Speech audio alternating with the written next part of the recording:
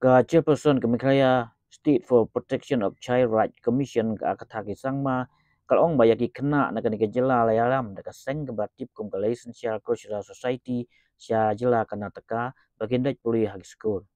Habakran mentaka sengi ka atrik no pra ajalapsan ka Agatha kalong baga commission grab panjing sya na kanike Seng hagini ki sengi badem.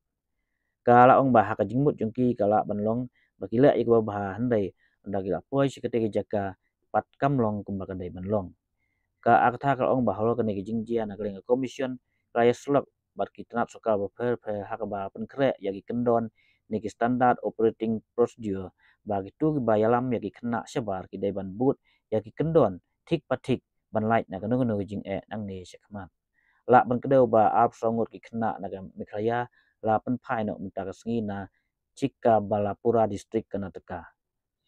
Ini kena kawan atli ki bos na kuah hati haden bakia wan dak ling soy na Karnataka hakajing sunan jeng ofisa na Karnataka he.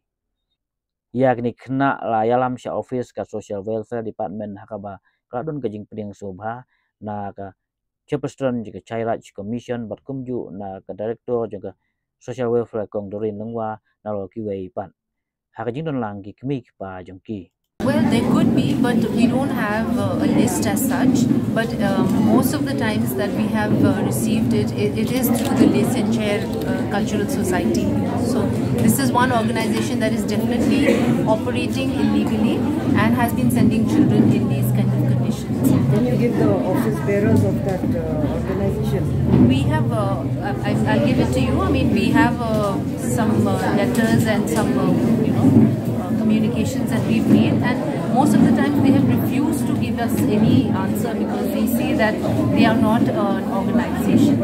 So they are only helping children, but it is not a, organization. Who's running it? Who's running it? Like obviously some people are there. There are people who we have met, and like I said, I'm not at a place where I can disclose names right now, but whatever action has to be taken will be taken from the SP's office. What happens? Have you blacklisted the organization? Yes, the DC has given an order to, stop the organization from functioning. So now they cannot function as an organization anymore. There's an official letter that has been issued to that organization. Ma'am, now what happens to these children about their education? How is the education, as Madam Lingua was also mentioning, we have decided that they will get incorporated into the coming new, the academic session, and the government and the social welfare department will be looking into it to ensure that they don't get disrupted. It's not exposing that all is not well in Meghalaya's education scenario, because you have to. This is definitely a concern where yes, maybe children, feel the need to go to another state in order to find education. But as we can see that most of these organizations taking these children are not even taking them to any better institute as such. They are being, it's like a hoax. It's actually being manipulated, and you're not really providing them with any better education than what is already in existence.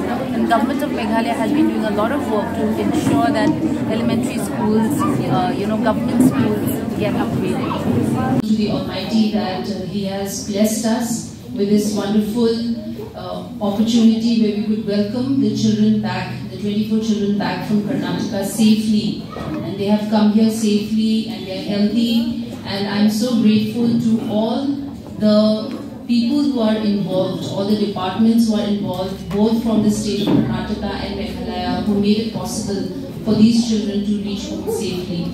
Say that, these incidences are becoming very, very frequent. Couple of months ago, we were all gathered here with a similar incident where we were receiving children who were taken away from our state in an illegal manner, because it wasn't done in a proper way, and it wasn't done by an organization that is operating legally. So I think that it's really time for us to take note of this and see that these kind of incidences do not take place ever again in our state. Now, to ensure that something like that does not happen again, we as a commission, the SCPCR, have also written to our Honorable Chief Minister about creating a standard operating procedure. And this was done after we had a stakeholders meeting a couple of months ago, where we called members from different departments, officers from different departments like the law, social welfare, education, health, police. We all came together and some suggestions were made in that stakeholders meet. Thereafter, we created a sort of a note which was sent to our Honorable Chief Minister, and we gave certain certain elements that could be incorporated into these SOPs, which is basically the purpose is that we ensure that our children go safely to these places and institutions, and it would be done in a more transparent manner and in a more coordinated manner. And this SOP would really be operating, or it would be targeting only children below the age of 18. We also asked the SOP to incorporate that whenever the child is being finally sent, a monitoring should be done by the state government and a coordination should be done with the state of the counterpart state where the child is being sent. So the DCPO of our state will be in coordination with the DCPO of that state to ensure that we know where our children are, what kind of institute they are in, and what kind of conditions they are living in. Currently, there is no such mechanism, and therefore incidences like this have happened. We also requested our Honorable CM and the government that organizations that are sending children like this to various other states should also be operating legally. I'm very sorry to say this, the current organization, which is called the Lehse, it's mentioned here in the write-up as well. They are also responsible for sending the previous children out of our state. And you must be remembering the incident where 2 children were poisoned and they succumbed to it. So, when we know that organizations are sending children, those organizations should be legally operating. They should be registered. They should be, registered under the Act.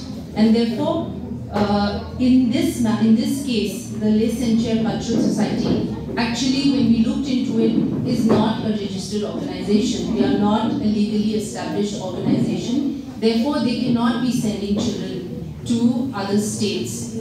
They cannot because they are not a legal body. Today, when we called them a couple of months ago, we called them to our office, and they did not take any responsibility for sending these children.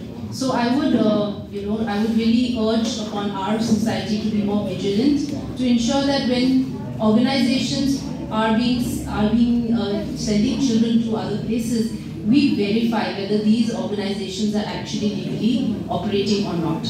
We are gathered here today, it's because of humane individuals. The plight of these children, there are about 24 of them, and their ages range from 8 to 13 years old, in the name of education, wanting the best for the children.